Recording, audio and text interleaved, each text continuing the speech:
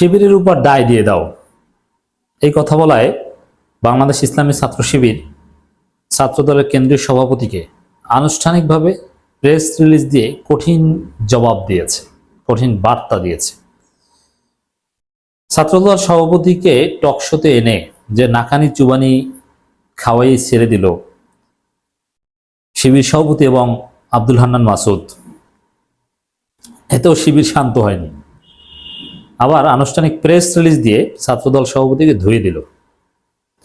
আমি তো আগেও বলেছি যে ছাত্রদল সভাপতির লজ্জা থাকলে পদত্যাগ করা উচিত, কারণ শিবিরের উপর দায় চাপিয়ে দাও এটা শাহবাগী রাজনীতি, এটা ফেসিজমের রাজনীতি, এটা হত্যার রাজনীতির ইঙ্গিত বহন করে।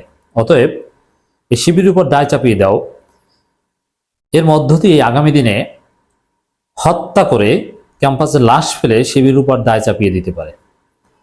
অতএব এর বিরুদ্ধে সরকারকে, ছাত্র সমাজকে সোচ্চার হতে হবে। শিবিরের জন্য এই বিষয়টা নিয়ে সিরিয়াস, কারণ শিবিরের উপর দায় চাপিয়ে দাও এটা কোনো সিম্পল কথা নয়, এটা আগামী দিনে হত্যার রাজনীতির আভাস, ইঙ্গিত। অতএব শিবির সিরিয়াস।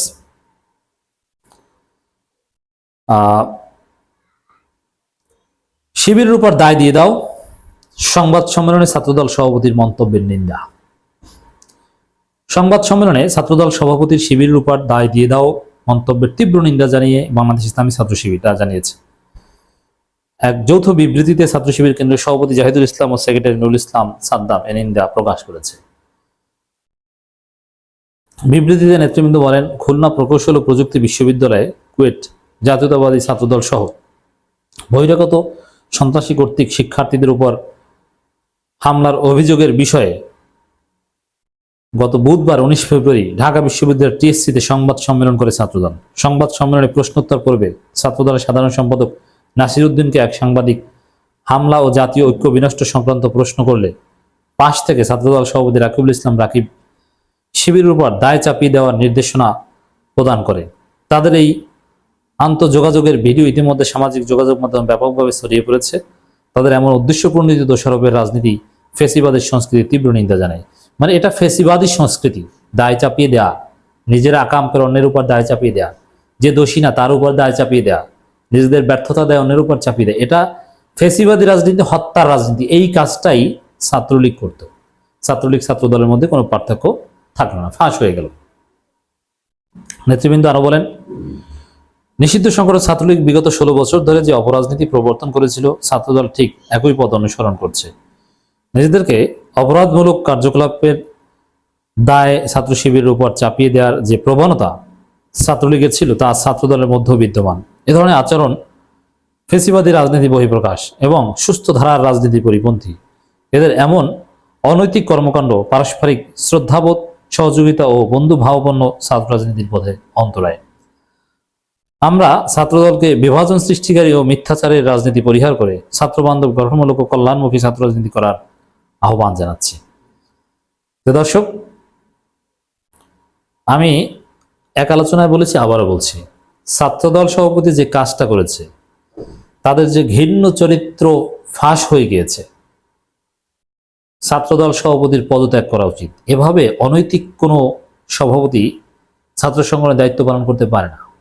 দায় চাপিয়ে দাও, এরা সামনে নিজেরা নিজেদেরকে হত্যা করে শিবিরের উপর দায় চাপিয়ে দেয়। অলরেডি শুরু করেছিল।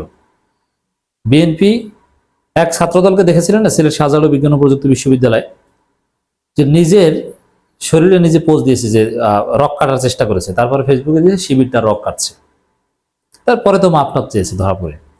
চট্টগ্রামের সীতাকুণ্ডে এরকম একটা ঘটনা ঘটেছে, বিএনপির লোকজন বিএনপির এক নেতা রক কেটে দিয়েছে। এর মানে ছাত্রদল, বিএনপি এখন নিজেরা নিজেদের রক কেটে নিজেরা নিজেদেরকে হত্যা করে শিবিরের উপর দায় চাপানোর একটা ষড়যন্ত্র করছে, যেটা ফাঁস হয়ে গিয়েছে। অতএব ডিজিটাল মাধ্যম এটা আমাদের জন্য, জাতির জন্য একটা রহমত, আল্লাহর রহমত। কারণ এই ডিজিটাল মাধ্যমের কারণে এই ঘটনাটা ফাঁস হয়ে গিয়েছে। নইলে তো ছাত্রদলের হত্যা রাজনীতি সম্পর্কে আমরা সচেতন হতে পারতাম না। অতএব শিবিরের উপর দায় চাপিয়ে দাও এটা কোনো সিম্পল কোনো ঘটনা নয়, এটা রাজনীতিতে একটা কলঙ্কজনক ঘটনা, এটা একটা কেলেঙ্কারি ফাঁস হয়ে গিয়েছে। আমাদের এই বিষয়ে কথা বলতে হবে, সোচ্চার হতে হবে। ছাত্রদলকে আমরা নাগরিকরা জবাব চাই, বিএনপির কাছে জবাব চাই, তারেক রহমানের কাছে জবাব চাই। এই দায় চাপানো রাজনৈতিক তারেক রহমান আপনি শিখিয়েছেন, না আপনার এই মাথা মোটা ছাত্রদল সভাপতি চাচ্চু, যিনি অ্যাক্সিডেন্টালি সভাপতি হয়েছে, আমরা জানি তার সভাপতি হওয়ার কোনো কথা বা যোগ্যতা ছিল না, এটা তাকে কে শিখিয়েছে? বিএনপি তার এই দায় চাপানো রাজনীতি দায় নেবে কিনা, না এটা ছাত্রদল সভাপতির দুঃখ প্রকাশ করে ক্ষমা চেয়ে তিনি পাওয়ার চেষ্টা করবেন? কি করবেন? জবাব চাই, উই ওয়ান্ট রিপ্লাই।